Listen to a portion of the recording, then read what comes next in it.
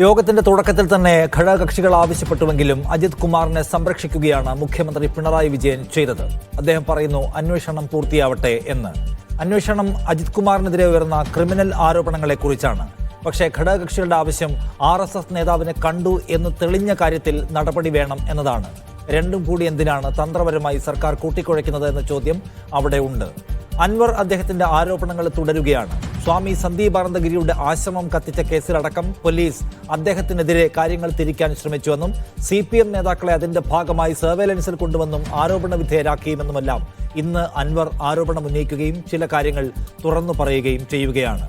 അൻവർ ഉന്നയിച്ച കാര്യങ്ങൾ അന്വേഷിക്കുന്നുണ്ടെന്നും എല്ലാ ദിവസവും ആരോപണം ഉന്നയിച്ച് സർക്കാരിനെ ബുദ്ധിമുട്ടിക്കേണ്ടതില്ലെന്നും പറയാതെ പറഞ്ഞു ഇന്ന് LDF കൺവീനർ. രണ്ട് പ്രധാനപ്പെട്ട ചോദ്യങ്ങൾ ഈ രാത്രിയിൽ നമ്മോടൊപ്പമുണ്ട്. അൻവറിന്റെ ഈ പോരാട്ടം കണ്ടു നിൽക്കാൻ കഴിയാത്ത വിധം പാർട്ടി ഒരു മടുപ്പ് അനുഭവിക്കുന്നുണ്ടോ, അതൃപ്തി പുകയുന്നുണ്ടോ പാർട്ടിയിലെ നേതൃത്വത്തിൽ ചിലർക്ക്?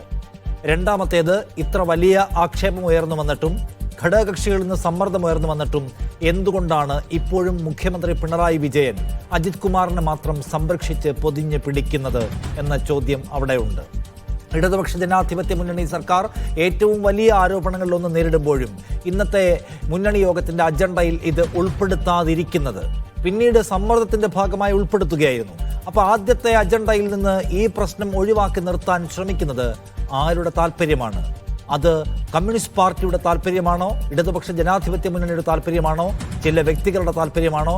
ആ താല്പര്യം എങ്ങോട്ടേക്കാണ് ഈ സർക്കാരിനെയും പാർട്ടിയെയും കൊണ്ടുപോവുക? പല ചോദ്യങ്ങൾ. ഈ വിഷയത്തിൽ നമ്മോടൊപ്പം സ്വാമി സന്ദീപാനന്ദഗിരി സ്കൂൾ ഓഫ് ഗീതയുടെ പ്രതിനിധി നമ്മോടൊപ്പമുണ്ട്. ഒപ്പം അഡ്വക്കേറ്റ് VR അനൂപ് കോൺഗ്രസ് നേതാവ്, അഡ്വക്കേറ്റ് P കൃഷ്ണദാസ് BJPയിൽ നിന്ന്, CPIM ഇന്നും ഈ ചർച്ചയിൽ പ്രതിനിധികളെ അയക്കില്ല എന്നറിയിച്ചിരിക്കുന്നു. M ജയചന്ദ്രൻ CPIM സഹയാത്രികൻ കൂടി നമ്മോടൊപ്പം ഈ ചർച്ചയിൽ ചേരും. ആദ്യം സ്വാമി സന്ദീപാനന്ദഗിരി, താങ്കളുടെ ആശ്രമത്തിലുണ്ടായ അതിക്രമവുമായി ബന്ധപ്പെട്ട് വലിയ തോതിലുള്ള ആക്ഷേപം, പോലീസ് നടപടി ഇഴയുന്നതിൻ്റെ ഭാഗമായി വലിയ തോതിലുള്ള ആക്ഷേപം കേട്ട അവമതിക്കപ്പെട്ട ഒരാൾ കൂടിയാണ്. അന്നെല്ലാം ഇന്നിപ്പോൾ അൻവറാണല്ലോ താങ്കൾക്ക് വേണ്ടി താങ്കൾ അനുഭവിച്ച പ്രയാസങ്ങൾ, അതിൻ്റെ പിന്നിൽ നടന്ന ചില കളികളൊക്കെ തുറന്നു പറയുന്നത്. മുൻപ് താങ്കൾ ഇക്കാര്യങ്ങൾ സർക്കാരുമായി ബന്ധപ്പെട്ടവരോട് കമ്മ്യൂണിക്കേറ്റ് ചെയ്യാൻ ശ്രമിച്ചിട്ടുണ്ടോ, അറിയിച്ചിട്ടുണ്ടോ? അങ്ങനെ എന്തെങ്കിലും ഉണ്ടെങ്കിൽ പറയാമോ?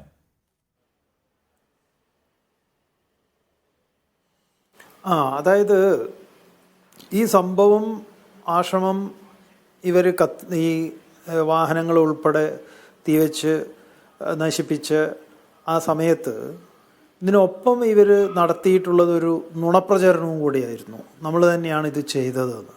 അപ്പോൾ ഈ നുണപ്രചരണത്തിന് വേണ്ടുന്ന എല്ലാ ഒത്താശകളും പോലീസിലെ ചിലർ വളരെ ആസൂത്രിതമായിട്ട് അവർക്ക് യഥേഷ്ടം ആ നുണ പ്രചരിപ്പിക്കാൻ വേണ്ട സൗകര്യങ്ങൾ ചെയ്തു കൊടുത്തിട്ടുണ്ട്. എന്നിട്ട് അതിനെ ഇങ്ങനെ നമ്മളെ തന്നെ ഇതിൽ ചുറ്റിപ്പറ്റി ഇങ്ങനെ നിർത്തിക്കൊണ്ടുള്ള ഒരു അന്വേഷണമായിരുന്നു. അതിങ്ങനെ എഴഞ്ഞ് ഒരു തലയും വാലും ഇല്ലാത്ത അവസ്ഥയിൽ പോയിക്കൊണ്ടിരുന്നതാണ്. അങ്ങനെ പോയിക്കൊണ്ടിരിക്കുമ്പോഴാണ് നമ്മൾ മുഖ്യമന്ത്രിയെ നേരിട്ട് കണ്ട് ഈ കാര്യങ്ങൾ ധരിപ്പിക്കുന്നത്. അപ്പോൾ അതിൻ്റെ ഭാഗമായിട്ട് ക്രൈംബ്രാഞ്ചിനെ അന്വേഷണ ചുമതല ഏൽപ്പിച്ചുകൊണ്ട് ഉത്തരവിറങ്ങുന്നു. നിങ്ങളൊക്കെ അത് റിപ്പോർട്ട് ചെയ്തിട്ടുള്ളതാണ്. ക്രൈംബ്രാഞ്ച് അത് അന്വേഷണം ഏറ്റെടുക്കുന്നു. അപ്പോൾ അതിൽ 2 ഘട്ടമായിട്ടാണ്. ക്രൈംബ്രാഞ്ചിലെ ആദ്യത്തെ ഒരു ടീം അന്വേഷിക്കുന്നു. അതുകൂടാതെ ആ അന്വേഷണ ഉദ്യോഗസ്ഥൻ ടോമി തച്ചങ്കരി ആയിരുന്നു. അദ്ദേഹം വേറൊരു ഇതിലേക്ക് മാറുമ്പം പിന്നീട് വന്നിട്ടുള്ള ആ അന്വേഷണ ടീം അവർ വളരെ കാര്യമായിട്ട് തന്നെ ഇതിലെ എല്ലാ കള്ളത്തരങ്ങളെയും ഈ ചെയ്തതാരാണ് എന്നുൾപ്പെടെ അന്നത്തെ ഇവിടുത്തെ ഒരു BJP കൗൺസിലറായിരുന്ന ഗിരികുമാറിനെ ഉൾപ്പെടെ അറസ്റ്റ് ചെയ്ത് നിയമത്തിൻ്റെ മുന്നിൽ കൊണ്ടുവന്നിട്ടുണ്ട്.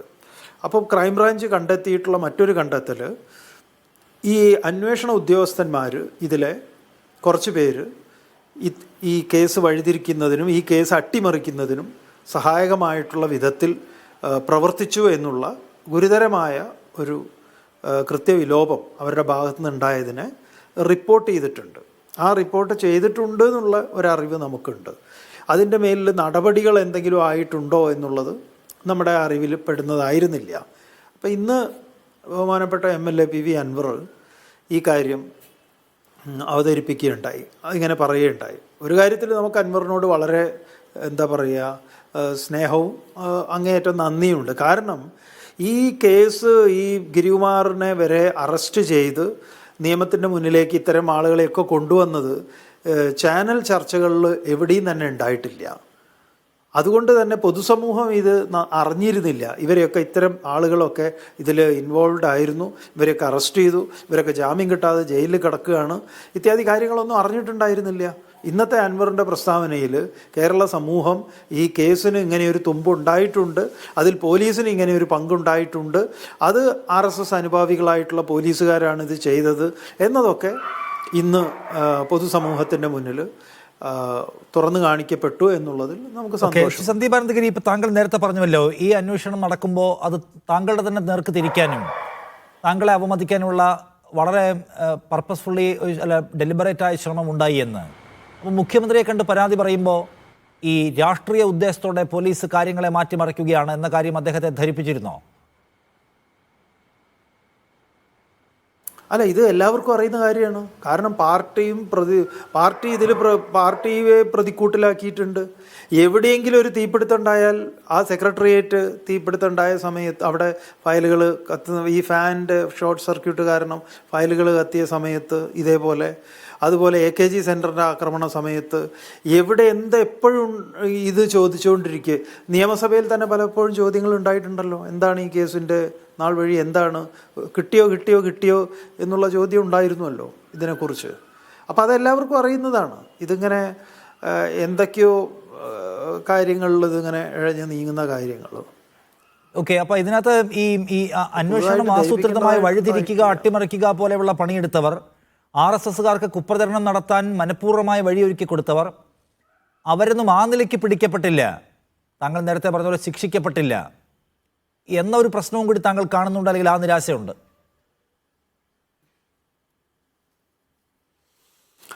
ഈ സേനയിലെ ചില പുഴുക്കുത്തുകൾ ഇങ്ങനെ ആയതിൽ ഏതൊരാളെ പോലെ അങ്ങേയറ്റം നിരാശപ്പെടുന്ന ഒരാളാണ്. കാരണം ഈ അന്വേഷണ ചുമതലയിലുണ്ടായിരുന്ന ഒരു ഉയർന്ന ഉദ്യോഗസ്ഥനാണ് കഴിഞ്ഞ തെരഞ്ഞെടുപ്പ് കാലത്ത് ഈ ലോക്സഭാ തെരഞ്ഞെടുപ്പിൽ ബൂത്ത് ഏജൻ്റായിട്ട് BJPയുടെ ഷാളും കഴുത്തിലിട്ടിട്ട് ഇരിക്കുന്നത്.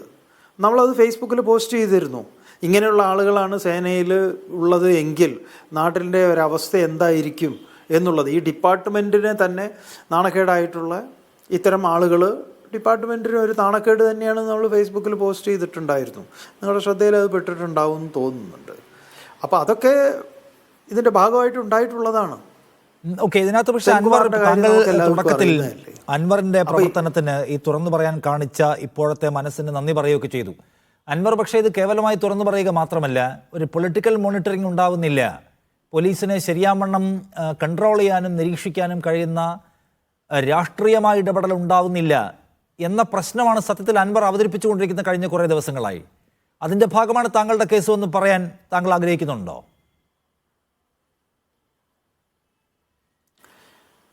അല്ല, ഈ അൻവർ തീർച്ചയായിട്ടും ബഹുമാനപ്പെട്ട MLA PV അൻവർ ഭരണപക്ഷ MLA കൂടെയാണ്. അദ്ദേഹം ഇതിൻ്റെ എന്താ പറയുക, ഒരു നിയമസഭാ സാമാജികൻ എന്നുള്ള നിലയിൽ അദ്ദേഹത്തിന് ഈ കാര്യങ്ങളൊക്കെ കൂടുതൽ ഓതൻറ്റിക്കായിട്ട് പറയാൻ സാധിക്കും. നമ്മളങ്ങനെയല്ലല്ലോ, നമുക്കത്തരം ഒരു പൊസിഷൻ അല്ലാത്ത ഒരാളായതുകൊണ്ട് അതിനെക്കുറിച്ച് പറയാൻ നമ്മൾ ആളല്ല.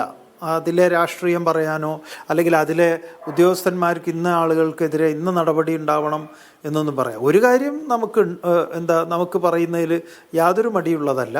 പോലീസ് എപ്പോഴും നീതിപൂർവവും സ്വതന്ത്രവും നിർഭയവുമായിട്ട് പ്രവർത്തിക്കുന്ന ഒരു കേന്ദ്രമായിരിക്കണം. ആ നിർഭയത്വമാണ് പൊതുജനങ്ങൾക്ക് ഉണ്ടാക്കി കൊടുക്കേണ്ടത്.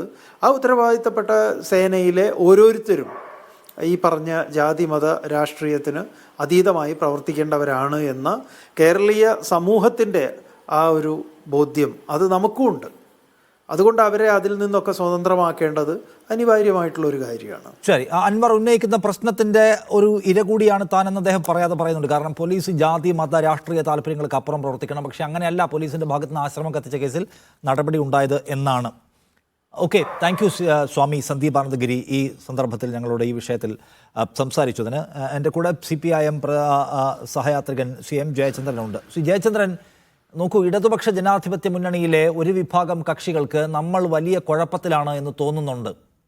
RSS നേതാവിനെ പോയി കണ്ട, നേതാക്കളെ പോയി കണ്ട ADGPയെ മാറ്റുന്നതാണ് നല്ലത്, അല്ലെങ്കിൽ മാറ്റണം എന്ന അഭിപ്രായം കമ്മ്യൂണിസ്റ്റ് പാർട്ടി ഓഫ് ഇന്ത്യക്കുണ്ട്, RJD പോലെയുള്ള കക്ഷികൾക്കുണ്ട്. അവർ ഇന്ന് നിർബന്ധപൂർവ്വം അത് അജണ്ടയിൽ ഉൾപ്പെടുത്തുകയും ആ നിലപാട് പറയുകയും ചെയ്തു. എന്തുകൊണ്ടാണ് കമ്മ്യൂണിസ്റ്റ് പാർട്ടി ഓഫ് ഇന്ത്യ മാർക്സിസ്റ്റിൻ്റെ PP അംഗത്തിന് അത് മനസ്സിലാവാത്തത്?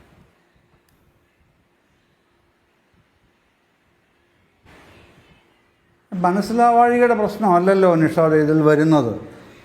ഇത് LDF യോഗത്തിന് ചേർന്നപ്പോൾ ഘടകകക്ഷികൾ തങ്ങളുടെ വിയോജിപ്പ് അറിയിച്ചു എന്ന് അവർ തന്നെ പരസ്യമായിട്ട് പറഞ്ഞിട്ടുണ്ടല്ലോ. RJDയുടെ കാര്യം വർഗീസ് ജോർജ് പറഞ്ഞല്ലോ, ഞങ്ങൾക്ക് വിയോജിപ്പുള്ളത് പറഞ്ഞിട്ടുണ്ട്, CPIയുടെ വിയോജിപ്പ് പറഞ്ഞിട്ടുണ്ട്. പക്ഷേ അവസാനം ഒരു തീരുമാനത്തിലെത്തിയിട്ടുണ്ട്, അത് ഇന്നതാണ് തീരുമാനം.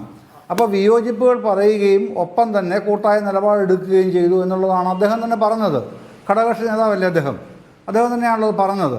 അത് കഴിഞ്ഞ് LDF കൺവീനർ പത്രസമ്മേളനം നടത്തിയപ്പോൾ അക്കാര്യം തന്നെ പറഞ്ഞു. അപ്പോൾ വിയോജിപ്പുകളെ ആരും തടഞ്ഞിട്ടില്ല, വിയോജിപ്പുകൾ ഉന്നയിക്കാൻ പാടില്ല എന്ന് പൊളിറ്റ് ബ്യൂറോ മെമ്പറായ മുഖ്യമന്ത്രി പറഞ്ഞിട്ടില്ല. അത്തരം പ്രശ്നങ്ങളൊന്നും ആർക്കും തർക്കവുമില്ല. പറയാനുള്ള കാര്യങ്ങൾ വ്യക്തമായി പറഞ്ഞിട്ടുണ്ട്, അതിന് മുഖ്യമന്ത്രിയുടെ മറുപടി ഉണ്ടായിട്ടുണ്ട്.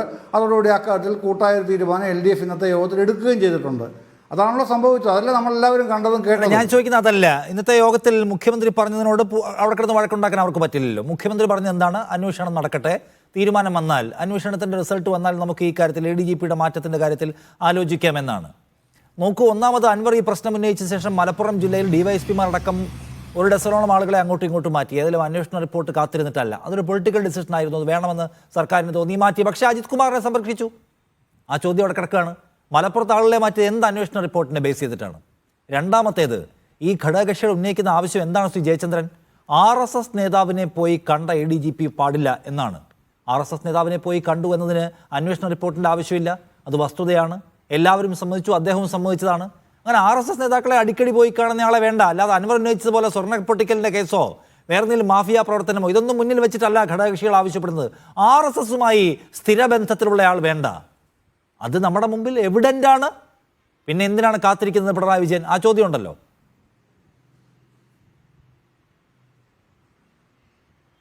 ആ ചോദ്യമുണ്ട്. പക്ഷേ ആ ചോദ്യത്തിനുള്ള മറുപടി LDF കൺവീനർ കൃത്യമായി പറഞ്ഞല്ലോ. അദ്ദേഹം പറഞ്ഞെന്താണ്? പോയി കണ്ടു എന്നുള്ളതല്ല പ്രശ്നം, എന്തിനു പോയി കണ്ടു എന്നുള്ളതിലാണ് പ്രശ്നം. ആ പ്രശ്നമാണ് DGP അന്വേഷിക്കുന്നത്. അതിൻ്റെ മറുപടി വരണം. എന്തിനാണ് പോയി കണ്ടത്? പോയി കണ്ടു എന്നുള്ളതിന് നമുക്ക് തർക്കിക്കേണ്ട കാര്യമില്ല, പോയി കാണാനുള്ള സ്വാതന്ത്ര്യം ഉണ്ടായിരിക്കും, അതുകൊണ്ട് പോയി കണ്ടു. പക്ഷേ എന്തിനാണ് പോയി കണ്ടതെന്നുള്ള കാര്യത്തിൽ പിന്നെ വിയോജിപ്പുണ്ട്, LDF ഘടകകക്ഷികൾക്ക് വിയോജിപ്പുണ്ട്, അത് പറഞ്ഞിട്ടുണ്ട്. അപ്പോൾ ആ അന്വേഷണ റിപ്പോർട്ട് വരട്ടെ, എന്നിട്ട് അതിന്മേൽ തീരുമാനം ഉണ്ടാവും. ഇതുതന്നെയാണ് LDF കൺവീനർ പറഞ്ഞത്. അല്ല, അതിനകത്തൊരു സംശയമുള്ളത് ശ്രീ ജയചന്ദ്രൻ, നോക്കൂ, അദ്ദേഹം പോയി കണ്ടിട്ട് എത്ര കാലമായി? കണ്ടതിനെ കുറിച്ചുള്ള IB report, special branch report സർക്കാരിൻ്റെ കയ്യിൽ കിട്ടിയിട്ട് എത്ര കാലമായി? ഇതിത്ര വലിയ മാധ്യമ സമ്മർദ്ദം, അൻവറിൻ്റെ സമ്മർദ്ദം, പൊതുസമൂഹത്തിൻ്റെ സമ്മർദ്ദം, ലോക്കൽ കോമ്രേഡ്സിൻ്റെ സമ്മർദ്ദം, ഇതെല്ലാം ഉണ്ടാകുമ്പോഴാണ് അന്വേഷിക്കാൻ തന്നെ തീരുമാനിക്കുന്നത്. ഇപ്പോഴും അദ്ദേഹത്തെ തള്ളിപ്പറയാനോ RSSകാരെ പോയി കാണുന്നത് തെറ്റാണോ എന്ന് പറയാനോ? ഒരു സഖാവ് പറയുന്നത് കേട്ടു, RSS ഈ രാജ്യത്തെ ഒരു പ്രധാനപ്പെട്ട സംഘടനയാണെന്ന് വരെ പറഞ്ഞു. അങ്ങനെ എന്തിനാണ് ഇങ്ങനെ കളിക്കുകയാണ്? ഇങ്ങനെ ഏതാണ് അന്ന് കിട്ടിയ സ്പെഷ്യൽ ബ്രാഞ്ച് റിപ്പോർട്ടിന്മേൽ no action, no enquiries, no investigation. ഇപ്പോൾ ഇതെല്ലാം കൂടെ പുറത്തായപ്പോൾ അന്വേഷിച്ചുകൊണ്ടിരിക്കുകയാണ്.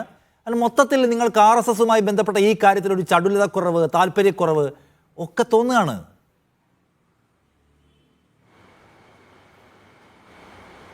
അല്ല, അത് അങ്ങനെ തോന്നാനുള്ള സ്വാതന്ത്ര്യമൊക്കെ ഉണ്ടല്ലോ. ആ റിപ്പോർട്ടിൽ ഇൻ്റലിജൻസ് ADGPക്കാണ് പിന്നെ മെയ് 23 കഴിഞ്ഞ വർഷം റിപ്പോർട്ട് ചെല്ലുന്നത്.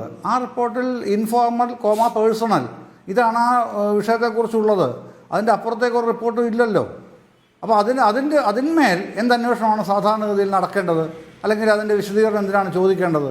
പക്ഷേ പിന്നീടാണ് ഇപ്പോൾ ഇത് അൻവർ ഉന്നയിക്കുമ്പോഴാണ് അൻവറിൻ്റെ മറ്റ് പരാതികളുടെ കൂട്ടത്തിൽ ഈ പ്രശ്നം വന്നു. പിന്നെ പ്രതിപക്ഷ നേതാവ് ഏറ്റുപിടിക്കുന്നു. പോയത് പിന്നെ മുഖ്യമന്ത്രിക്ക് BJP ആയിട്ടുള്ള ഡീലിന് വേണ്ടിയിട്ടാണ് എന്ന് തന്നെ അങ്ങ് പറയുകയാണല്ലോ. സ്ട്രെയിറ്റ് ആയിട്ട് പറയുന്നത് ഡീലാണ് പ്രശ്നം. അപ്പോഴാണ് DGPയുടെ അന്വേഷണം വരുന്നത്. അന്വേഷണത്തിന് മുഖ്യമന്ത്രി തന്നെ തീരുമാനിച്ച് നിയോഗിക്കുന്നത്. ആ റിപ്പോർട്ട് വരട്ടെ ആ ഡി ജി പിയുടെ അന്വേഷണം എന്ന് പറയുന്നത് ഇദ്ദേഹം ഈ പ്രധാനപ്പെട്ട പദവിയിൽ ഇരുന്നുകൊണ്ട് നടത്തുന്ന അന്വേഷണത്തിൽ എന്തുമാത്രം വിശ്വാസ്യതയുണ്ടെന്നുള്ള ചോദ്യം അവിടെയുണ്ട്. നോക്കൂ, ഈ കാര്യത്തിൽ മുഖ്യമന്ത്രിയുടെ നിലപാടാണ് ശരി എന്ന നിലയ്ക്ക് അദ്ദേഹത്തെ ഡിഫെൻഡ് ചെയ്തുകൊണ്ട് നമ്മൾ സഖാക്കളെ പോലും കാണുന്നില്ല എവിടെയും കേട്ടോ. ഈ ആകെക്കൂടി കാണുന്നത് എൻ ഷംസീറിനെയും LDF കൺവീനറാണ്. വേറെ ആരും എവിടെയും സംസാരിച്ച് കാണുന്നില്ല. സോഷ്യൽ മീഡിയയിൽ പോലും ഇല്ല സഖാക്കൾ മുഖ്യമന്ത്രിയുടെ ഈ പൊസിഷനെ ഡിഫെൻഡ് ചെയ്യാൻ എന്നത് പ്രത്യേകം കാണേണ്ട ഒരു കാര്യമാണ്. ഞാൻ ചോദിക്കുന്നത് CPIM എന്ന് പറയുന്ന പാർട്ടിയുടെ രാഷ്ട്രീയ നിലപാടിനെ കുറിച്ചാണ്. മറ്റേത് സാങ്കേതികതയാണ്. നോക്കൂ, EP ജയരാജൻ LDF കൺവീനർ പദവിയിൽ ഇരുന്നുകൊണ്ട് ജാവദേക്കറെ ഒന്ന് കണ്ടു. അദ്ദേഹം വിശദീകരിക്കുന്നുണ്ട്, അത് അവിചാരിതമായി കണ്ടതാണ്, തികച്ചും സ്വകാര്യമായ ചില കാര്യങ്ങൾ പറഞ്ഞു പിരിഞ്ഞു, ഒരു രാഷ്ട്രീയം ഉണ്ടായില്ല. പക്ഷെ എന്തായിരുന്നു CPIMന്റെ നിലപാട്? അത്തരം കൂടിക്കാഴ്ചകൾ പാടില്ലാത്തതാണ്. ഈ സർക്കാരിൻ്റെ ഭാഗമായി നിൽക്കുന്ന ആളുകൾ, പ്രധാനപ്പെട്ട പദവികളിലിരിക്കുന്ന ആളുകൾ അത്തരം അശുഭകരമായ കൂടിക്കാഴ്ചകൾ, സംശയകരമായ കൂടിക്കാഴ്ചകൾ, അസാധാരണമായ കൂടിക്കാഴ്ചകൾ ഒഴിവാക്കേണ്ടതാണ് എന്ന രാഷ്ട്രീയ നയമുള്ള ഒരു പാർട്ടി അജിത് കുമാറിൻ്റെ കാര്യത്തിൽ ഉരുണ്ട് കളിക്കുന്നത് എന്തിനായിരിക്കും സി ജയചന്ദ്രൻ?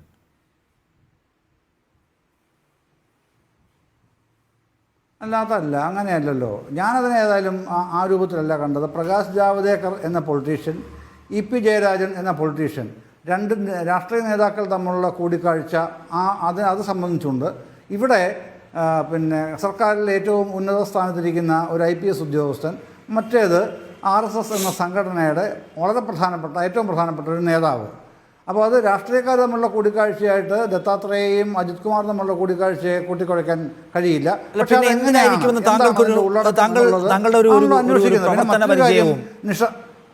ഒന്ന് ആലോചിച്ച് നോക്കൂ, വേറെ എന്തിനൊക്കെ ആവാനുള്ള സാധ്യത ഉണ്ടായിരിക്കും?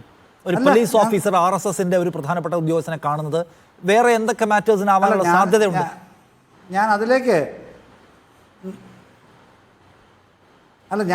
വരാം. പക്ഷേ ഒരു കാര്യം കൂടെ സൂചിപ്പിക്കാനുണ്ട് അഭിലാഷേ, ഇതുമായിട്ട് ബന്ധപ്പെട്ട്. എന്താണ് ഈ കാര്യത്തിൽ അൻവറിൻ്റെ മോട്ടീവ് എന്താണ്?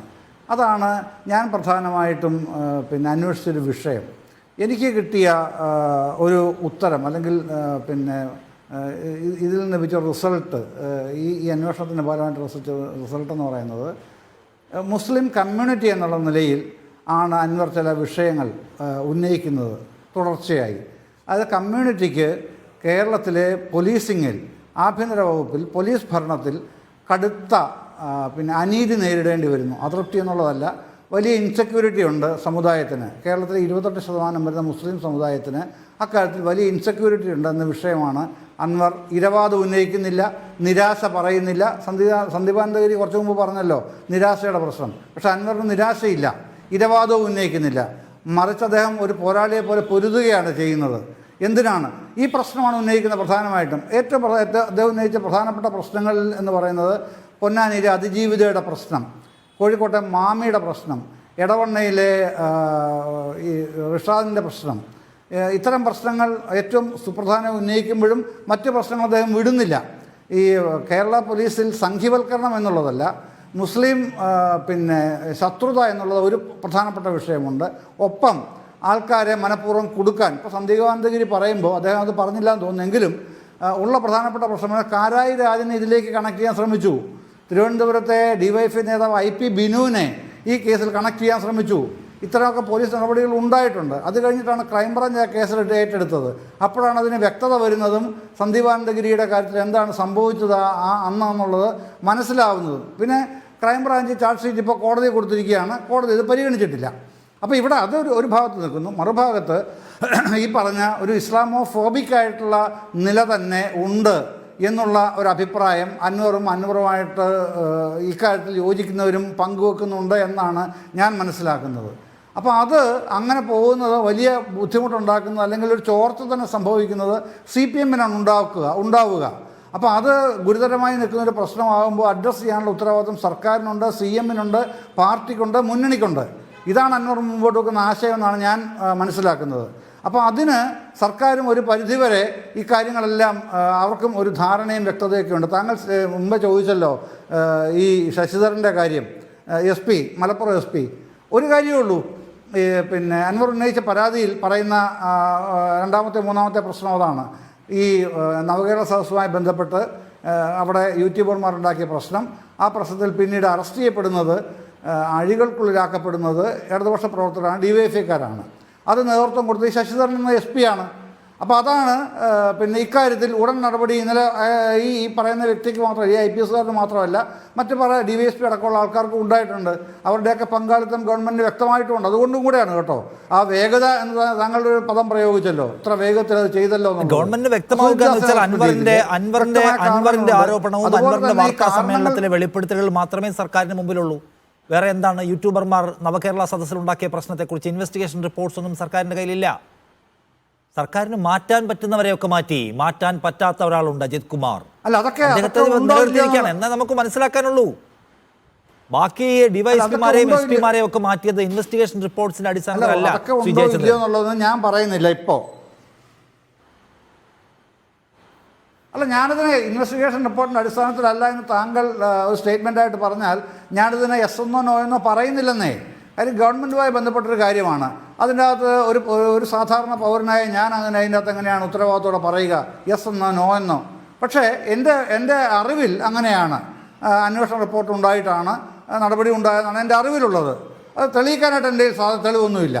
എനിക്കതിനെ അങ്ങനെ പറയാനും കഴിയില്ല. പക്ഷേ അജിത് കുമാറിനെ പ്രത്യേകമായിട്ട് മാറ്റി നിർത്തി രക്ഷപ്പെടുത്തുകയാണ് എന്നുള്ള യാതൊരു ധാരണയും എനിക്കില്ല. അജിത് കുമാറിൻ്റെ ഭാഗത്ത് ഉള്ള കാര്യങ്ങൾ വ്യക്തത വേണം.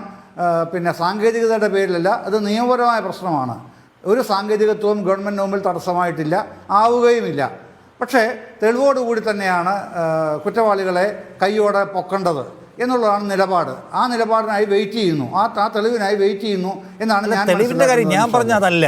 തെളിവിൻ്റെ കാര്യത്തിന് വേണ്ടി നിങ്ങൾ വെയിറ്റ് ചെയ്തോളൂ. നമ്മൾ കുറേ ദിവസമായിട്ട് ചോദിക്കുന്ന ഒരേ ചോദ്യം, അതായത് RSS-മായി കൂടിക്കാഴ്ച നടത്തുക എന്ന് പറഞ്ഞാൽ അതിനകത്ത് അഹിതകരമായ ചില പ്രശ്നങ്ങളുണ്ടല്ലോ. അങ്ങനെ RSS-മായി കൂടിക്കാഴ്ച നടത്തുന്നതിനെ ശരിയായി കാണുന്ന രാഷ്ട്രീയമുള്ള ഒരു സംഘമല്ല ഇന്ന് കേരളം ഭരിച്ചുകൊണ്ടിരിക്കുന്നത്. നമ്മളത് കാണണമല്ലോ. എന്തിനു വേണ്ടി കണ്ടു എന്നുള്ളല്ലോ. IPS ഓഫീസർക്ക് RSS-ൻ്റെ ചീഫിനെ പോയി കണ്ട ഒരു കാര്യവുമില്ല. അതിപ്പോൾ രാഷ്ട്രീയം സംസാരിക്കാനാണെങ്കിലും ദേശസുരക്ഷ സംസാരിക്കാനാണെങ്കിലും കച്ചവടം സംസാരിക്കാനാണെങ്കിലും ഒന്നും RSS-കാരൻ്റെ നേതാവിൻ്റെ അടുത്ത് പോകേണ്ട കാര്യം എന്താണ്? ഒരു IPS ഓഫീസർക്ക്, അദ്ദേഹം ലോ ആൻഡ് ഓർഡറിനെ ചുമതല വഹിക്കുന്ന ആളാണ്. RSS ഒരു സംഘടന മാത്രമാണ്, പലതരത്തിലുള്ള ആരോപണങ്ങൾ കേൾക്കുന്ന ഒരു സംഘടന. അതിനടുത്ത് എന്തിനു പോകണം? അത് CPM-ന് ഒരു കൺസേൺ ആവണം. എന്നിട്ട് ഈ അജിത് കുമാറിനെ പിടിച്ചിട്ട് എന്ത് ചെയ്യണം? ഷൊർണൂരുള്ള മെറ്റൽ ഇൻഡസ്ട്രീസിൻ്റെ തലപ്പത്തേക്ക് മാറ്റണം. എന്താ ബുദ്ധിമുട്ട്? എന്താ അത് മാറ്റാൻ? നമ്മൾ ജേക്കബ് തോമസിനെ മാറ്റിയിട്ടില്ലേ? അതിന് നിയമപരമായിട്ട് തടസ്സമൊന്നുമില്ലല്ലോ, സാങ്കേതികമായ തടസ്സമില്ലല്ലോ, വേറെ ഏതെങ്കിലും തരത്തിലുള്ള ട്രൈബ്യൂണൽ കേസില്ലല്ലോ. പറ്റില്ല. പറ്റാത്തത് എന്തോ ഉണ്ട്, അതാണ് പ്രശ്നം.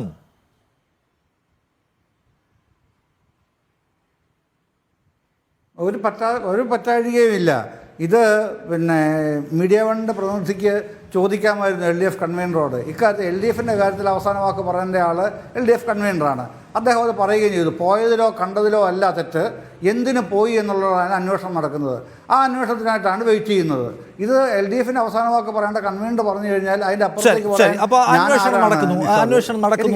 അഡ്വക്കേറ്റ് VR അനൂപ് ഇന്ന് മുഖ്യമന്ത്രിയുടെ മുമ്പിലേക്ക് വന്ന ആവശ്യത്തിന് അദ്ദേഹം പറയുന്ന മറുപടി, അന്വേഷണം നടക്കുകയാണ്. അപ്പോൾ RSS-ൻ്റെ നേതാക്കളെ എന്തിനു പോയി കണ്ടു എന്ന കാര്യത്തിൽ അന്വേഷണം നടന്നിട്ട് വിവരം വരും.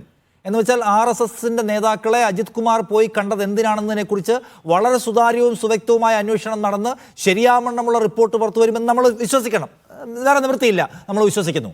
അത് വന്നിട്ട് തീരുമാനമെടുക്കാമെന്ന് മുഖ്യമന്ത്രി പറഞ്ഞാൽ അതിനകത്തൊരു ന്യായമുണ്ടോ? ഇന്ന് LDF യോഗം നടന്നുകൊണ്ടിരിക്കുമ്പോൾ ഒരു മാധ്യമത്തിൽ വന്ന കൗതുകകരമായ വാർത്ത, മുഖ്യമന്ത്രിയുടെ മനസ്സിനെ വിഷമിപ്പിക്കുന്ന തീരുമാനം ഉണ്ടാകില്ല എന്നുള്ളതാണ്. നമ്മൾ ആലോചിക്കുന്നത് അജിത് കുമാറിൻ്റെ കാര്യത്തിൽ ഇത്രമാത്രം വിഷമിക്കാൻ എന്താണ് മുഖ്യമന്ത്രിക്കുള്ളത് എന്നാണ്. EP ജയരാജൻ്റെ കാര്യത്തിൽ പിണറായി വിജയന് വിഷമമുണ്ടായാൽ അത് സ്വാഭാവികമാണ്. അവർ തമ്മിലുള്ള ബന്ധം, ആ കോമ്രേഡ്ഷിപ്പ് നമുക്കറിയാവുന്നതാണ്. രസകരമായ രീതിയിൽ പറഞ്ഞാൽ ഒരു കാലത്ത് മലയാള സിനിമയിലെ ദിലീപ് ഹരിശ്രീ അശോകൻ കോമ്പിനേഷൻ പോലെ കേരള രാഷ്ട്രീയത്തിൽ നിന്നൊരു കോമ്പിനേഷനാണിത്.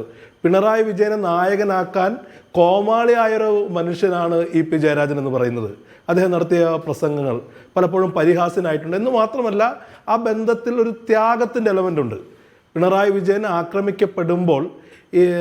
ആക്രമിക്കപ്പെടുന്നതിന് പകരം ആ പിണറായി വിജയൻ യാത്ര ചെയ്യേണ്ടിടത്ത് പിണറായി വിജയന് വേണ്ടി ഏറ്റുവാങ്ങി EP ജയരാജൻ്റെ ഭാഷയിൽ പറഞ്ഞാൽ പിണറായി വിജയൻ്റെ തലയിൽ കൊള്ളേണ്ട വെടിയുണ്ടയുമായി ഇപ്പോഴും ജീവിക്കുന്ന EP ജയരാജനെ മാറ്റാൻ പിണറായി വിജയന് വിഷമമുണ്ടായിട്ടില്ല. ഇപ്പോൾ മാത്രമല്ല, ഇതിനു മുമ്പ് വ്യവസായ മന്ത്രി സ്ഥാനത്ത് നിന്നും അപ്പോഴൊന്നും EP ജയരാജനോട് തോന്നാത്ത സെൻറ്റിമെൻറ്റ്സ്, സിമ്പതി, ഈ സിമ്പതിയൊക്കെ വിട്ടതൊരു എമ്പതിയായി മാറിക്കൊണ്ടിരിക്കുകയാണ്. പിണറായി വിജയൻ എന്തുകൊണ്ട് അജിത് കുമാറിനോട് തോന്നുന്നു എന്നുള്ളതാണ് ഞാനും നിങ്ങളും ഇത് കാണുന്ന പല ആളുകളും ആലോചിച്ചുകൊണ്ടിരിക്കുന്ന വിഷയം എന്ന് പറയുന്നത്. CPM അനുഭാവികൾ തൊട്ട് പാർട്ടിയിലെ വിവിധ ശ്രേണിയിലുള്ള ഉന്നത നേതാക്കന്മാർ വരെ അത് ചർച്ച ചെയ്തുകൊണ്ടിരിക്കുകയാണ്. എന്താണ് പിണറായി വിജയനും അജിത് കുമാറും തമ്മിൽ?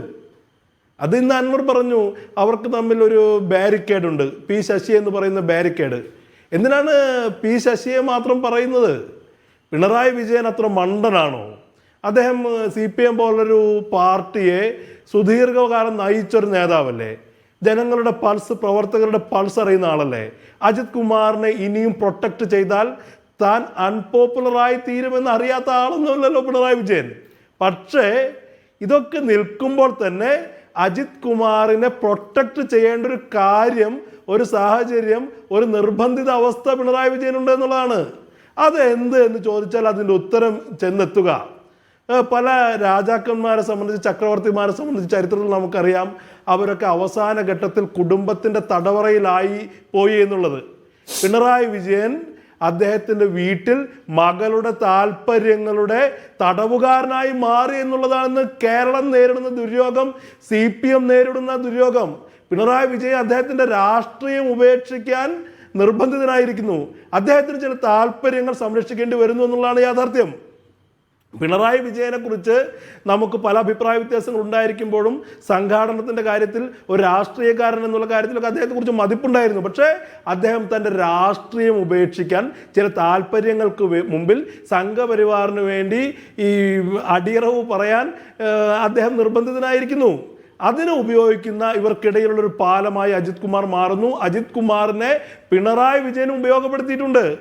അജിത് കുമാർ RSS മേധാവിയെ കണ്ടത്, അതിനുശേഷം RSSന്റെ പ്രതിനിധിയായ രാം മാധവനെ കണ്ടത് ആർക്ക് വേണ്ടിയാണെന്ന് ചോദിച്ചാൽ അത് നടപടി എടുക്കാത്തിടത്തോളം കാലം, പിണറായി വിജയൻ അത് പ്രൊട്ടക്റ്റ് ചെയ്യുന്നിടത്തോളം കാലം അതിൻ്റെ അർത്ഥം അതിൽ പിണറായി വിജയനും ഭയക്കാനുണ്ട് എന്നുള്ളതാണ്. അണിയറയിൽ നമ്മൾ കേൾക്കുന്നത് എന്താ? പിണറായി വിജയന് പല ഡീലുകൾക്കും വേണ്ടി അജിത് കുമാർ ഇവരെ നിരന്തരം കാണുന്നു, നിരന്തരം ഫോളോ അപ്പ് ചെയ്യുന്നു എന്നുള്ള. പല മുൻഘട്ടങ്ങളിലും അജിത് കുമാർ ഈ പറയുന്ന മുതലാളിയേക്കാൾ വലിയ, രാജാവിനേക്കാൾ വലിയ രാജഭക്തി പ്രദർശിപ്പിക്കുന്ന ഒരു ഉദ്യോഗസ്ഥനായിട്ടാണ് പോലീസ് വൃത്തങ്ങളിൽ പോലും അറിയപ്പെടുന്നത്. അപ്പോൾ പിണറായി വിജയന് വേണ്ടി സംസാരിക്കുന്ന അജിത് കുമാറിനോട് സ്വന്തം സഖാവായ, സുദീർഘകാലം രാഷ്ട്രീയ ജീവിതത്തിലും വ്യക്തി ജീവിതത്തിലും ഭാഗമായ, സ്വന്തം ജീവൻ സംരക്ഷിക്കാൻ വേണ്ടി പോലും അക്രമം ഏറ്റുവാങ്ങിയ EP ജയരാജനോട് തോന്നാത്ത സിമ്പതി അജിത് കുമാറിനോട് തോന്നുന്നെങ്കിൽ അതിൻ്റെ കാരണം വളരെ വ്യക്തമാണ്.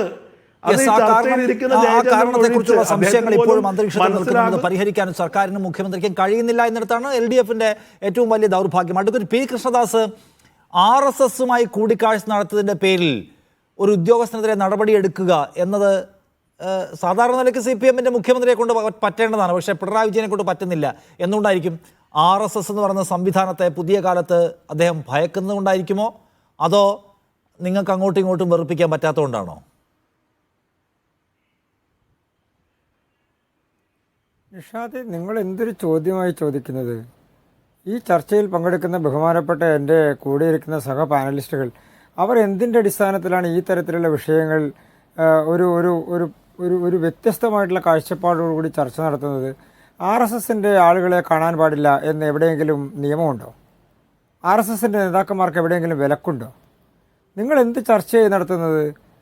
ഒരു പോലീസ് ഉദ്യോഗസ്ഥൻ RSSന്റെ നേതാവിനെ കണ്ടു, ഉടനെ അയാളെ പിരിച്ചുവിടണം, ഉടനെ അയാളെ നടപടിയെടുക്കണം. അങ്ങനെയാണെങ്കിൽ കഴിഞ്ഞ 10 വർഷക്കാലം കോൺഗ്രസിൻ്റെയും നിരോധിക്കപ്പെട്ട സംഘടനകളുടെയും നിരോധിക്കപ്പെട്ടിട്ടുള്ള സംഘടനകളുമായി ബന്ധപ്പെട്ടിട്ടുള്ള പോലീസ് ഉദ്യോഗസ്ഥന്മാരെക്കുറിച്ചും, ഈ രാജ്യത്ത് കേരളം എന്ന് പറയുന്ന സംസ്ഥാനം എന്ന് പറയുന്ന ഈ രാജ്യത്തിനകത്തല്ലേ, കേരളത്തിലെ ഒരു ജനാധിപത്യപരമായി പ്രവർത്തിക്കുന്ന ഒരു സംവിധാനത്തിൻ്റെ, ഒരു സംഘടനയുടെ ഒരാളെ കാണാൻ ഒരു പോലീസ് ഉദ്യോഗസ്ഥന് ആരുടെയെങ്കിലും അനുവാദം വേണോ?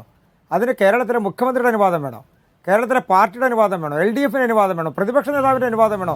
നിങ്ങൾ പറയുന്നത് നിയമസാങ്കേതികതയായിരിക്കാം. പക്ഷേ നോക്കൂ കൃഷ്ണദാസ്, അങ്ങനെ RSS നേതാക്കളെ പോയി കാണുന്ന ആളുകൾ, അവരുമായിട്ട് നല്ല ബന്ധമുള്ള ആളുകൾ, ഇടയ്ക്കിടയ്ക്ക് വിസിറ്റ് നടത്തുന്ന ആൾക്കാർ, അത്തരം ആൾക്കാരെ പ്രധാന പദവികൾ വെക്കുന്ന ഒരു ശീലം ഉണ്ടായിരുന്നില്ല ഈ CPM എന്ന് പറയുന്ന പാർട്ടിക്ക്. അവർക്കൊരു രാഷ്ട്രീയ നിലപാടുണ്ട് ആ കാര്യത്തിൽ. നിയമപ്രശ്നമൊന്നുമില്ല, RSSകാരെ കാണാം, സാങ്കേതിക പ്രശ്നമില്ല കാണാം. പക്ഷേ CPM എന്ന് പറയുന്ന പാർട്ടിക്ക്, കമ്മ്യൂണിസ്റ്റ് പാർട്ടി ഓഫ് ഇന്ത്യ മാർക്സിന് ഒരു നയം ഉണ്ടായിരുന്നു. അങ്ങനെ നമ്മൾ പ്രധാന പദവികൾ അവരോധിച്ചിരിക്കുന്ന ആളുകൾ RSSുമായിട്ട് ഇടയ്ക്ക് പോയി ആരും കാണാതെ കൂടിക്കാഴ്ച നടത്തുന്നവരാവാൻ പാടില്ല എന്ന രാഷ്ട്രീയ നയമുണ്ട്. അതെടുക്കാൻ തടസ്സമൊന്നുമില്ലല്ലോ, ആ നയം എടുക്കാൻ. ആ അടിസ്ഥാനം പറഞ്ഞ് സെൻകുമാറിനെ മാറ്റി നിർത്താൻ പണിയെടുത്തവരാ അവർ പക്ഷേ ഇപ്പോൾ കോംപ്രമൈസ് ചെയ്യുന്നു നിങ്ങളോട് എന്ന് വന്നാൽ എന്താ മനസ്സിലാക്കേണ്ടത്? ഇടതുപക്ഷത്തിനെ സംബന്ധിച്ചും UDFനെ സംബന്ധിച്ചും പ്രത്യേകിച്ച് കോൺഗ്രസിനെ സംബന്ധിച്ച് അവർക്ക് ഈ രാജ്യത്തെ വിഘടന ശക്തികളുമായി, ഈ രാജ്യത്തെ നിരോധിത സംഘടനകളുമായി, കൈവെട്ടുന്ന ആളുകളുടെ നേതാക്കന്മാരുമായി, രാജ്യത്ത് കലാപം സൃഷ്ടിക്കുന്ന ആളുകളുമായി, ഇവരെല്ലാമായി ചങ്ങാത്തം കൂടുകയും അവരെല്ലാമായി വേദി പങ്കിടുകയും ചെയ്തിട്ടുള്ള ആൾക്കാരാണ് ഈ പറയുന്ന നേതാക്കന്മാർ. അങ്ങനെ അല്ലാത്തവരൊന്ന് പറയട്ടെ, UDFിൻ്റെ നേതാക്കന്മാർ എത്രയുണ്ട്? ഈ പറയുന്ന പോലീസ് ഉദ്യോഗസ്ഥന്മാരുമായി ബന്ധപ്പെട്ടുകൊണ്ട് അവരെ കാണാത്ത ആൾക്കാരാരാ കോൺഗ്രസ്സിലുള്ളത്? ഈ പറയുന്ന പോലീസ് ഉദ്യോഗസ്ഥന്മാർ കോൺഗ്രസ് നേതാക്കന്മാരെ കാണാത്ത കാലഘട്ടമുണ്ടോ? അപ്പോൾ അങ്ങനെയുള്ള ആളുകളെ കുറിച്ച് കഴിഞ്ഞൊരു 10-15 RSSകാരെ കണ്ടാൽ RSSകാരെ കാണാൻ പാടില്ല എന്നതാണ് CPMന്റെ ഒരു കീഴ്വഴക്കം. അതാണ് RSS ഒരു ഫാസിസ്റ്റ് രൂപിയായ സംഘടനയാണെന്നും അതിന്റെ താല്പര്യങ്ങൾ എടുത്തു വെച്ചുകൊണ്ട് കേന്ദ്ര സർക്കാർ ആക്രമണോത്സുകമായി മുന്നോട്ട് പോവുകയാണ് എന്നും കരട് രാഷ്ട്രീയ നയം എഴുതി ഉണ്ടാക്കി രേഖപ്പെടുത്തിയിരിക്കുന്ന പാർട്ടി, കോൺഗ്രസ് ഉള്ള പാർട്ടിയാണ് CPM. ആ CPMന് നിങ്ങൾ കോൺഗ്രസ്സുകാരെ കാണുന്ന പോലെ RSകാരെ കാണുന്നത് അംഗീകരിക്കാൻ പറ്റുന്ന പാർട്ടിയല്ല CPMന്. നിഷാദെ, ഞാനതാ നിഷാദിനോട് ചോദിച്ചത്.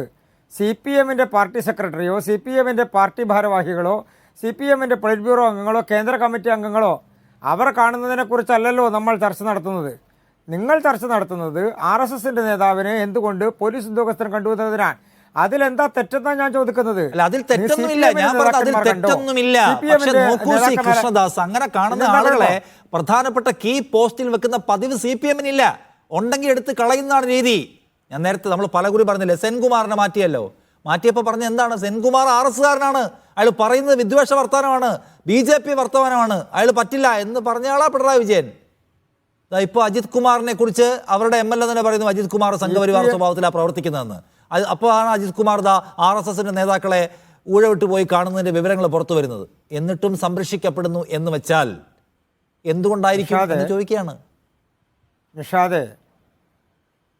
നിഷാദ് TP സെൻകുമാറിനെ സംബന്ധിച്ചും ജേക്കബ് തോമസിനെ സംബന്ധിച്ചും അങ്ങനെയുള്ള പോലീസ് ഉദ്യോഗസ്ഥന്മാർ നേരത്തെ പിണറായി വിജയനാണെങ്കിലും മറ്റ് കോൺഗ്രസിൻ്റെ നേതാക്കന്മാരായിരുന്നെങ്കിലും അവർ ഭരിച്ചിരുന്ന കാലഘട്ടങ്ങളിൽ അവർക്ക് ആജ്ഞാനുവർത്തികളായി നിൽക്കാൻ കഴിയില്ലായിരുന്നു.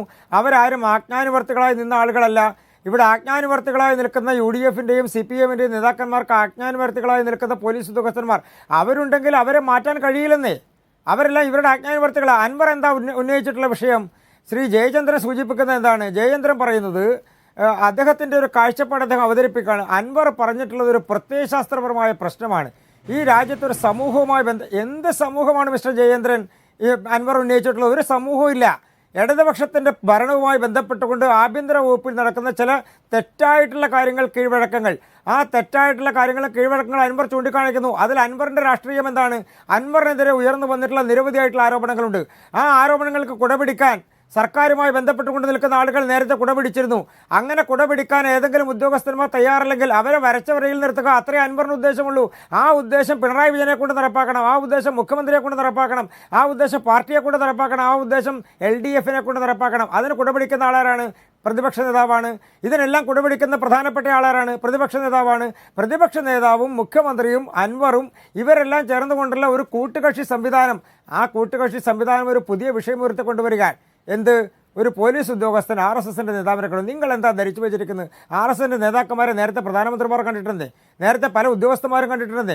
അവരെല്ലാം വീട്ടിൽ പോയി കണ്ടിട്ടുണ്ട്, സ്ഥലത്ത് കണ്ടിട്ടുണ്ട്, പൊതുയോഗങ്ങളിൽ കണ്ടിട്ടുണ്ട്, പൊതുപരിപാടികൾ കണ്ടിട്ടുണ്ട്, റിട്ടയർ ആയിട്ടുള്ള ഉദ്യോഗസ്ഥന്മാർ കണ്ടിട്ടുണ്ട്. അങ്ങനെ നിരവധി ആളുകൾ വരികയും പോവുകയും കാണുകയും സംസാരിക്കുകയും ചർച്ച ചെയ്യുകയും ഒക്കെ ചെയ്യുന്ന സ്ഥലവും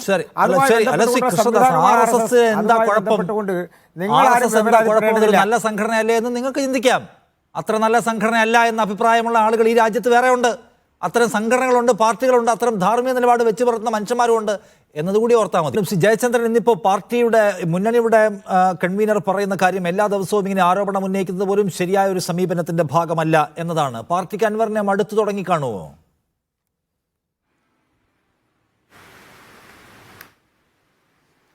അല്ല, അൻവറിനെ മടുത്തു തുടങ്ങിയതിന് മാത്രമല്ല, ഇപ്പോൾ ഇവിടെ മുൻപ് നടന്ന ചർച്ചയിൽ പറഞ്ഞ കുറേ ആരോപണങ്ങളുണ്ടല്ലോ. അത് വെറുതെ അങ്ങ് പറഞ്ഞു പോയാൽ മതിയോ നിഷാദെ? വി ആർ അനൂപ് പറഞ്ഞത് ഇത് പിന്നെ മകൾക്ക് വേണ്ടിയാണെന്നുള്ളതാണല്ലോ ആക്ഷേപം, അതുകൊണ്ടാണ് സംരക്ഷിക്കുന്നതെന്നുള്ളതാണല്ലോ. ചെറിയൊരു കാര്യം ഓർപ്പിക്കാനുണ്ട്. കഴിഞ്ഞ വർഷം 2023 മെയ് 22-നാണ് ഈ കൂടിക്കാഴ്ച ദത്താത്രേയ അജിത് കുമാർ നടന്നത്. ഈ പറയുന്ന IT വകുപ്പിൻ്റെ മറ്റേ സെറ്റിൽമെൻറ്റ് ബോർഡിൻ്റെ ഇത് വരുന്നത്, റിപ്പോർട്ട് മനോരമയിലാണ് ആദ്യം പ്രസിദ്ധീകരിച്ചു വരുന്നത്, ഇന്ത്യയിൽ ആദ്യമായിട്ട്. അത് വരുന്നത് ഒക്ടോബർ 9-നാണ്.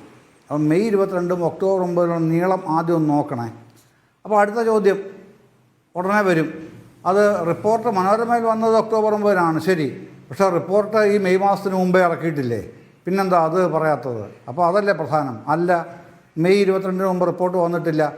റിപ്പോർട്ട് ഇൻ്ററിം സെറ്റിൽമെൻറ്റ് ബോർഡിൻ്റെ റിപ്പോർട്ട് ഔദ്യോഗികമായി അവർ തന്നെ പുറത്ത് വിടുന്നത് 2021 ജൂൺ 12-നാണ്. ആ റിപ്പോർട്ടിൽ തന്നെ അതിൻ്റെ ഒന്നാമത്തെ പേജ് തുടങ്ങുന്നത് തന്നെ ഓർഡർ ഡേറ്റ് എന്നും പറഞ്ഞ് കിടപ്പുണ്ടതിൽ, ആർക്ക് നോക്കിയാൽ കാണാവുന്നതാണ്. അപ്പോൾ അതിനു മുൻപ് ജൂൺ 12-ന് മുമ്പുള്ള മെയ് 22-നാണ് ഈ സംഭവം നടക്കുന്നത്, കൂടിക്കാഴ്ച നടക്കുന്നത്. അതാണ് പറയുന്നത് പിണറായി വിജയൻ മകളെ സംരക്ഷിക്കാൻ വേണ്ടി വരാൻ പോകുന്ന റിപ്പോർട്ടിന് വേണ്ടിയിട്ടാണ് ഇദ്ദേഹത്തെ വിട്ടതെന്ന്. അപ്പോഴേ ആ കേസ് തീർന്നില്ലേ? കേസ് പിന്നെ എവിടെ എടുക്കാൻ പറ്റും ഈ കേസ്? ഇങ്ങനൊരു കേസ് ആരും എടുക്കില്ലല്ലോ. അത് കാണുകയില്ല, പറയുകയില്ല. പിന്നെ SFIO അത് വരുന്നത് ഡിസംബറിലാണ്. SFIOയിലേക്ക് പിന്നെ പോയാൽ ആ ഡിസംബറിലാണ് വരുന്നത് 2023-ൽ. അപ്പോൾ ഇതൊന്നും അല്ലല്ലോ കാര്യം. പിന്നെ നിഷാദെ, ഞാനൊരു കാര്യം പറയാം. പിന്നെ വ്യക്തിപരമോ എങ്ങനെ വേണമെങ്കിലും കണ്ടോളൂ. ഞാൻ പിന്നെ ജോലി ചെയ്തിരുന്ന മാധ്യമ സ്ഥാപനത്തിൽ ഞാൻ പ്രധാനപ്പെട്ട ചുമതലയിലാണ് ഇരുന്നിരുന്നത്. അപ്പോൾ പിന്നെ കൂടെയുള്ള ഒരു സഹപ്രവർത്തകനുണ്ട്. അയാൾ RSSൻ്റെ പ്രധാനപ്പെട്ട ചുമതലയിലൊക്കെ ഉള്ളൊരു കക്ഷിയായിരുന്നു.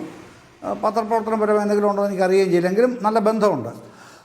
ഒരു ദിവസം എന്നോട് ചോദിച്ചു, ഈ സംഘത്തിൻ്റെ ചില ആൾക്കാർക്കൊന്ന് കാണാൻ വരണമെന്നുണ്ട്, ഒന്ന് സമയം എങ്ങനെ പറ്റുമോ സമയം? ഞാൻ പറഞ്ഞു, ആരാണ് വരുന്നത്? അപ്പോൾ ഗോപാലൻകുട്ടി മാസ്റ്ററാണ്. ഓ ആയിക്കോട്ടെ. ഒരു ദിവസം ഉച്ച കഴിഞ്ഞ് വന്നു, കണ്ടു. അവർ ചില കാര്യങ്ങൾ അവർക്ക് പറയാനുള്ളത് പറഞ്ഞു, എനിക്ക് മറുപടി പറയാനുള്ളത് ഞാനും പറഞ്ഞു. അങ്ങ് പിരിഞ്ഞു. അപ്പോൾ ഞാൻ പിന്നീട് എന്നോട് പറഞ്ഞ ഈ സുഹൃത്തിനുണ്ട്, എൻ്റെ സ്ഥാപനത്തിലെ സുഹൃത്തിനോട് ചോദിച്ചു, എന്താ ഇങ്ങനെ എന്നെ വന്ന് കാണാനായിട്ടുള്ളൊരു ഏർപ്പാടെന്താ? ഞാൻ ഇതുമായിട്ടൊരു ബന്ധമില്ലാത്ത ഒരാളാണല്ലോ, പ്രത്യേകിച്ച് ഞാൻ എതിർക്കുന്ന ആളും കൂടിയാണ് പല ഘട്ടങ്ങളിൽ. അപ്പോൾ പറഞ്ഞല്ല, സംഘത്തിന് ഇങ്ങനൊരു പരിപാടിയുണ്ട്. ഓരോ സ്ഥാപനത്തിലും ഓരോ പാർട്ടിയിലും സംഘടനയിലൊക്കെ സംവിധാനങ്ങളൊക്കെ അന്വേഷിക്കും. അപ്പോൾ ആർക്കെങ്കിലും കാണാനുണ്ടെന്നുണ്ടെങ്കിൽ, താല്പര്യമുണ്ടെന്നുണ്ടെങ്കിൽ ഓരോ പോയി കാണും, സംസാരിക്കും, ഞങ്ങളങ്ങ് പോവും എന്ന് പറഞ്ഞു. അപ്പോൾ ഇത് പിന്നെ പലയിടത്തും നടക്കുന്നുണ്ട്. അങ്ങോട്ട് കൊണ്ടുപോയി കാണിക്കുന്നുമുണ്ട് വലിയ നേതാക്കളെ. ഇപ്പോൾ ഇവരൊന്നും വലിയ നേതാക്കളല്ലാത്തതുകൊണ്ട് പിന്നെ എൻ്റെ ഒരു സമയം ചോദിച്ച് മാധ്യമപ്രവർത്തകനായതുകൊണ്ട് ഇന്ന സമയത്തിൻ്റെ ആ പ്രത്യേകത കൊണ്ടാണ് ഇന്ന സമയത്തൊന്ന് പറഞ്ഞത്. അങ്ങനെ വന്നു, കണ്ടു, പോയി. പിന്നീട് ഒരിക്കൽ ഇതുപോലെ വേറൊരു ഘട്ടത്തിലും വന്ന് കണ്ടു, അങ്ങ് പോയി. അത് അവരുടെ ഈ സമ്പർക്ക എന്തോ ഒരു പരിപാടിയുണ്ട്, ഒരു പേരുണ്ട്, എനിക്കറിഞ്ഞുകൂടാ. പിന്നെ ഞാൻ അത് ഓർക്കുന്നില്ല, ഒരു പേര് പറഞ്ഞിരുന്നു.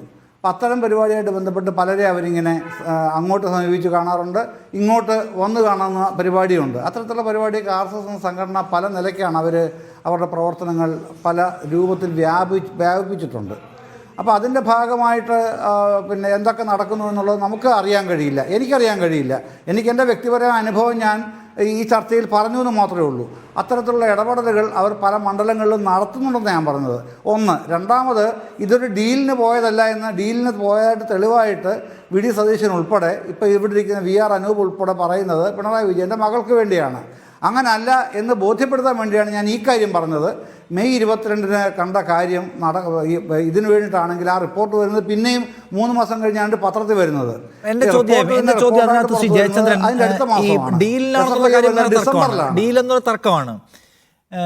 ഈ RSSന്റെ നേതാക്കൾ ഇവിടുത്തെ പോലീസ് ഓഫീസർമാർ ചില ആളുകളെ പിക്ക് ചെയ്ത് കാണുന്നതിൽ താങ്കൾ പ്രശ്നമൊന്നും കാണുന്നില്ല?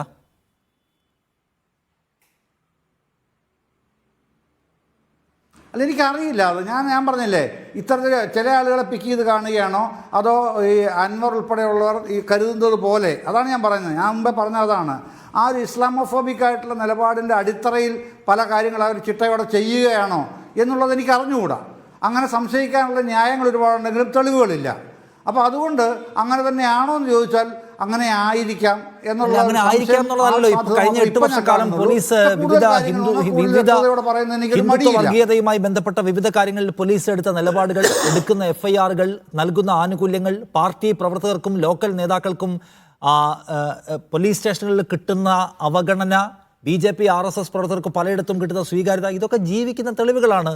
നമ്മുടെ മുമ്പിലുള്ള സ്റ്റാറ്റസ് എന്താ പറയുന്നത്, നമ്മുടെ മുമ്പിലുള്ള ക്രൈം റെക്കോർഡ്സ് എടുത്താൽ പോലും FIRകളുടെ വിവരങ്ങൾ നമുക്ക് കിട്ടും.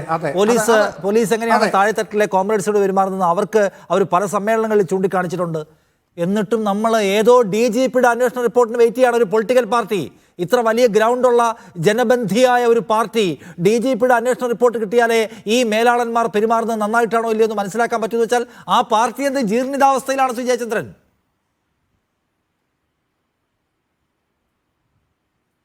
അല്ല, അതൊക്കെ പറയാനുള്ള താങ്കളുടെ സ്വാതന്ത്ര്യത്തിനോട് ഞാൻ വിയോജിക്കുന്നില്ല. അത് താങ്കൾക്ക് പറയാം. പക്ഷേ ഞാൻ പറഞ്ഞില്ലേ, ഇക്കാര്യത്തിൽ LDFൻ്റെ കൺവീനർ പറഞ്ഞ ഒരു നിലപാടുണ്ട്. ആ നിലപാടിനപ്പുറത്തേക്ക് പറയാനായിട്ട് എൻ്റെ കയ്യിൽ മറ്റ് വസ്തുതകളൊന്നുമില്ല. അപ്പോൾ അദ്ദേഹം പറയുന്നത് ആരെങ്കിലും പോയി കാണുന്നതിനെതിരില്ലെന്നേ, അതിനെ തെറ്റില്ല. പക്ഷേ എന്തിനു പോയി എന്നുള്ളത് അന്വേഷണത്തിൽ വരണം. ഈ ഒരു നിലപാടാണ് അദ്ദേഹം ഉന്നയിക്കുന്നത്.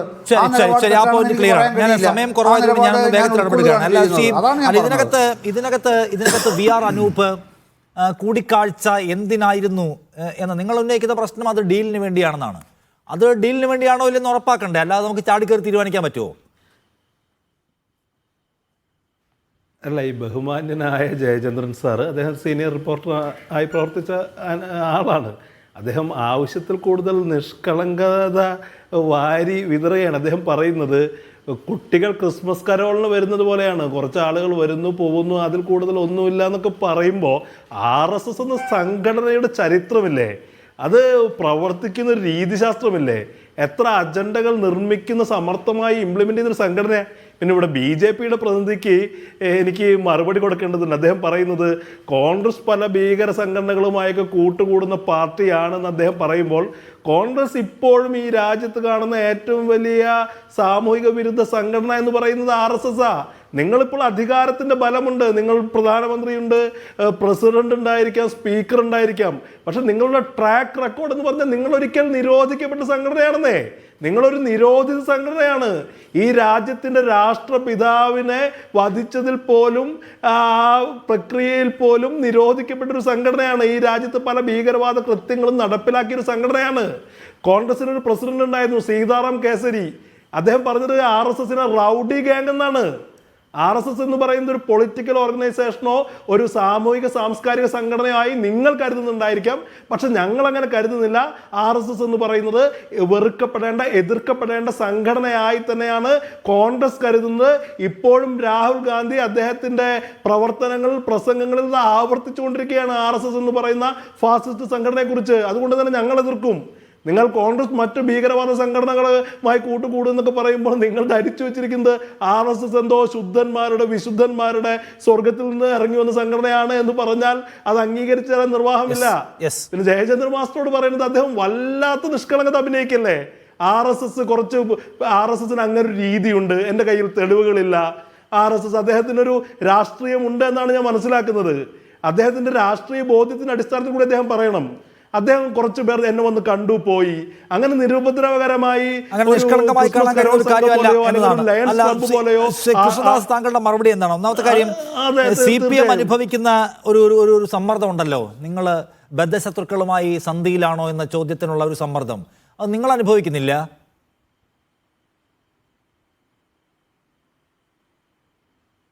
എന്നോടാണോ? യെസ്, എന്നോടാണോ? നിഷാദ് എന്നോടാണോ ചോദിച്ചത്? അതെ അതെ. ഓക്കെ. നിഷാദ്, ഇവിടെ കോൺഗ്രസിൻ്റെ പ്രതിനിധി പറയുകയാണ് ഞങ്ങൾ സ്ഥിരമായി RSSനെ എതിർക്കുകയാണ്, ഞങ്ങൾ സ്ഥിരമായി RSSനെ ശത്രുപക്ഷത്ത് നിർത്താൻ. നിങ്ങളല്ലെങ്കിൽ ശത്രുപക്ഷത്ത് നിർത്തിയപ്പോഴല്ലേ ഞങ്ങൾ രാജ്യത്തെ ഏറ്റവും വലിയ സംഘടനയായി മാറിയത്? അപ്പോഴല്ലേ ഞങ്ങൾ BJP രാജ്യം ഭരിക്കുന്ന പാർട്ടിയായി മാറിയത്? 60-65 വർഷക്കാലം നിങ്ങൾ നിരന്തരമായി രാജ്യം ഭരിച്ചല്ലോ. ഇപ്പോൾ എവിടെയുണ്ട്? ഏത് സംസ്ഥാനത്തുണ്ട്? ഏത് സംസ്ഥാനത്ത്? 13 സംസ്ഥാനങ്ങളിൽ കഴിഞ്ഞ ലോക്സഭാ തെരഞ്ഞെടുപ്പിൽ തോറ്റ അമ്പിപ്പോയിട്ടുള്ള പാർട്ടിയാണ് പറയുന്നത് ഞങ്ങൾ RSS. നിങ്ങളുടെ എതിർപ്പുകളെയും നിങ്ങളുടെ നിരോധനങ്ങളെയും നിങ്ങൾ നിരന്തരമായി നടത്തിയിട്ടുള്ള ഞങ്ങളുടെ എത്ര മന്ത്രിസഭകളെ പിരിച്ചുവിട്ടു? ഞങ്ങളുടെ ജനാധിപത്യപരമായി ജയിച്ചു വന്നിട്ടുള്ള 7 or 8 മന്ത്രിസഭകളെ നിഷ്കരണം പിരിച്ചുവിട്ടുള്ള പാർട്ടിയാണ് കോൺഗ്രസ്. നിങ്ങൾ രാജ്യത്ത് അടിയന്തരാവസ്ഥ പ്രഖ്യാപിച്ചു. അടിയന്തരാവസ്ഥക്കെതിരെ ഞങ്ങൾ 19 അല്ല, ഞാനൊന്ന് പൂർത്തിയാക്കട്ടെ. 19 നിങ്ങളുടെ കയ്യിലിരിപ്പ് ആരുടെയാന്നുള്ളത് അറിയാലോ. ഞാനൊന്ന് പറയട്ടെ എന്ന്. ഞാൻ നിങ്ങളുടെ സമയത്ത് പറഞ്ഞില്ലല്ലോ. ഞാൻ നിങ്ങളുടെ സമയത്ത് കയറി പറഞ്ഞോ? ഇല്ലല്ലോ. 19 മാസം അല്ല, തോന്നി മാസം കാണിക്കരുത് ചർച്ചക്കകത്ത്. 19 മാസക്കാലം നിങ്ങൾ രാജ്യത്ത് അടിയന്തരാവസ്ഥ പ്രഖ്യാപിച്ചു. ഞങ്ങൾ ശക്തമായി പോരാടിയെന്നേ. ഞങ്ങളുടെ സർക്കാരുകൾ നിങ്ങൾ പിരിച്ചുവിടൂ. ഞങ്ങൾ ജനാധിപത്യപരമായി തിരിച്ചു വന്നു. ജനാധിപത്യപരമായി രാജ്യത്ത് നിങ്ങൾ പരാജയപ്പെടുത്താൻ ശ്രമിച്ചിട്ടുള്ള എല്ലാ സമയങ്ങളിലും BJP തിരിച്ചു വന്നിട്ടുണ്ടെന്നേ, RSS തിരിച്ചു വന്നിട്ടുണ്ടെന്നേ. ഞങ്ങൾ ഈ രാജ്യത്തെ ജനാധിപത്യവാദികളോടൊപ്പം നിന്നുകൊണ്ട്, ജനാധിപത്യത്തോടൊപ്പം നിന്നുകൊണ്ട് ഞങ്ങൾ തിരിച്ചു വന്നിട്ടുണ്ട്. നിങ്ങൾ സിഖ് കലാപത്തിന് കൂട്ടുനിന്നു. നിങ്ങൾക്കൊപ്പം നിന്നിട്ടുള്ള ആളുകളെ നിങ്ങൾ കൊന്നൊടുക്കാൻ വേണ്ടി കൂട്ടുനിന്നു. ഞങ്ങൾ അവിടെയെല്ലാം തിരിച്ചു വന്നില്ലേ? ആ സംസ്ഥാനങ്ങളിലും ആ രാജ്യത്തെല്ലാം തിരിച്ചു വന്നില്ലേ?